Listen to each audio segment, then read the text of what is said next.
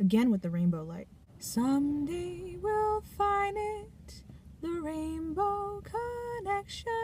Welcome, welcome, welcome to another video. And today, I'm going to be talking a little bit about what film school is not.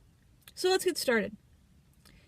Film school is not, I feel like Bill Clinton when I'm saying that. Film school is not a place to have sexual relations with that woman. Number one, film school is not a place where you learn how to fix camera equipment.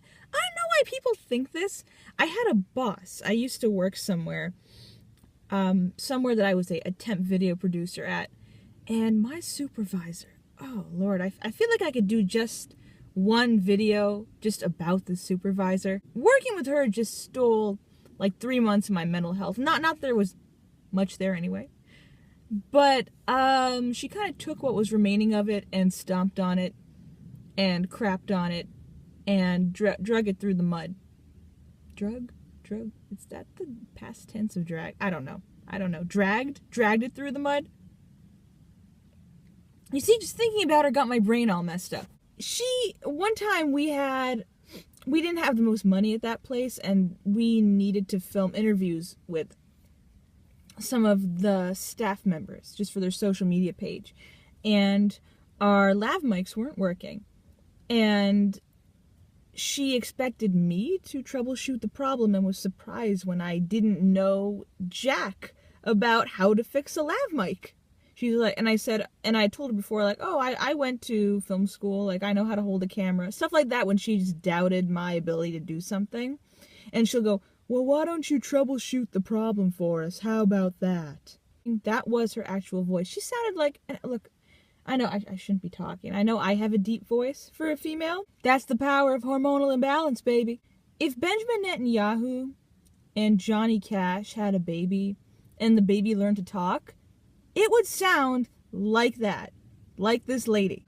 And I was like, what? Like, do you think they taught us how to fix? No, in film school we had something called the help desk, where if your camera wasn't working or if your mic was just a little too quiet or too loud, you could take it, drop it off at the help desk, and the nice gentleman who worked there, or maybe a couple students who were helping out there, would fix it for you, and they'd have it ready for you in a couple of hours or however long it took to resolve the issue. Would Julia Child have known how to fix a stove? That's the question I have for anybody who thinks that you're going to film school to learn how to tinker with the different bells and whistles of equipment. She could make an out-of-this-world omelet. She could make an out-of-this-world tarte-tatin. But do you seriously think she knew how to fix appliances when they broke down? Do you think she could fix a stove for you? What do you think she would do if she was confronted with a broken stove? Oh, I don't know how to fix this. Maybe you just have to rub some butter on it. People say that my Julia Child and my Maya Angelou impressions sound the same, and they don't. See, oh, Julia sounded more like this, and Maya is more guttural. She sounded more like this. Come on, Lisa. That was my old supervisor's name. Her name was Lisa. You're tearing me apart, Lisa! You belong inside the Twin Towers. You belong near a big ID. If you ever have a bad boss or like some other narcissist in your life that you hate, feel free to sing that to them. Not to them, but in your head. Number two, film school is not easy. And it really drives me insane how many people think that. They seem to think that film must be like the kindergarten of majors, or that, oh, there's not a lot of work involved and everything is all fun. No way. No way, Jose. I had to write 100-page scripts. And granted, I had 3 months to do it, and I personally didn't find it daunting because I enjoy that kind of stuff.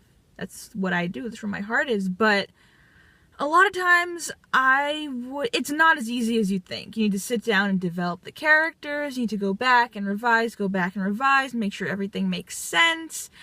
And you also had to write a lot of papers if you took film criticism classes. And let me tell you, some of the films we watched were just as intellectually demanding as some of the literature I I read in certain courses when I took French literature courses. In terms of having to exercise your brain and think critically about the characters and the relationships and style and form, it can be just as demanding.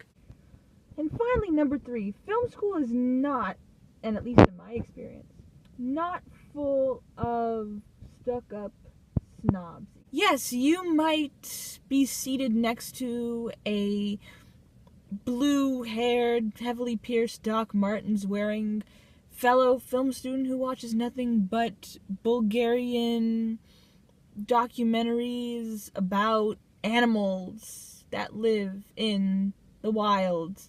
I don't know, I was just thinking the most exaggerated hyperbole I could, and I just dug myself into a grave. That doesn't make any sense at all.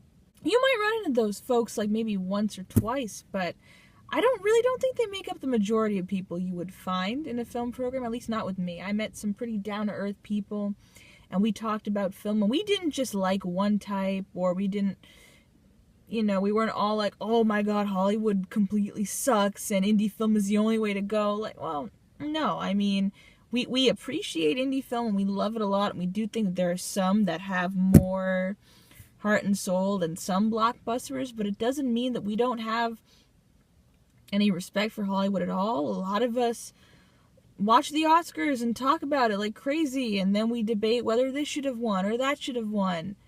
And we are mainly here to help each other and collaborate with each other and make friends and talk. And frankly, I think the stereotype of all of art school people just being completely aloof and elitist is not always true.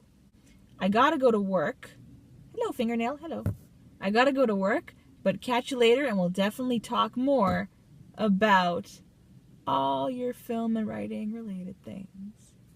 Bye. Rainbow Girl says bye.